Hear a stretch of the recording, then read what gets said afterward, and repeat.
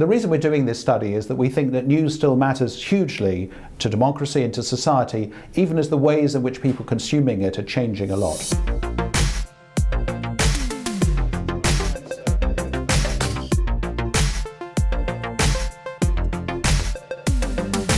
What we're trying to do is understand how people are using news online, how their behaviour compares with their news offline, and we're looking at key issues like how many people are paying for news, how people are sharing news on social media, and the performance of established news brands against new disruptive entries to the news environment, the digital-born brands.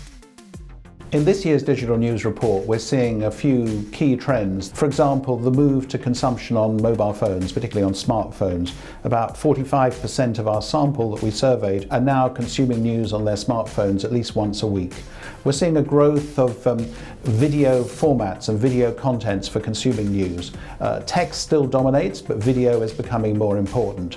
More people are getting their news through social media and recommendation from friends, and fewer of them are going straight to the news website or the homepage of the established news organisation. If you're a news user, this is a fantastic time to be around. You've got access to more news from more sources than has ever been possible before. If you're looking at it from the point of view of the industry, it's a challenging time. It's a challenging time to find ways to get people to pay for news, because there's a lot of free news around, especially in English. It's also a challenging time if you're a journalist, because you're facing far more competition.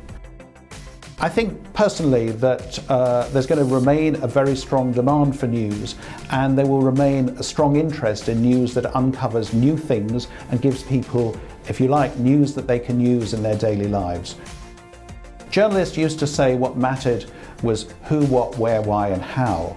I think what matters now is not so much those, but why, how and what next. And if journalists can give a real sense of context, what this means and why it matters, people will find their products even more valuable than in the past. And they'll be increasingly important both for democracy and citizens, but also for decision makers who are trying to make decisions in increasingly complex societies.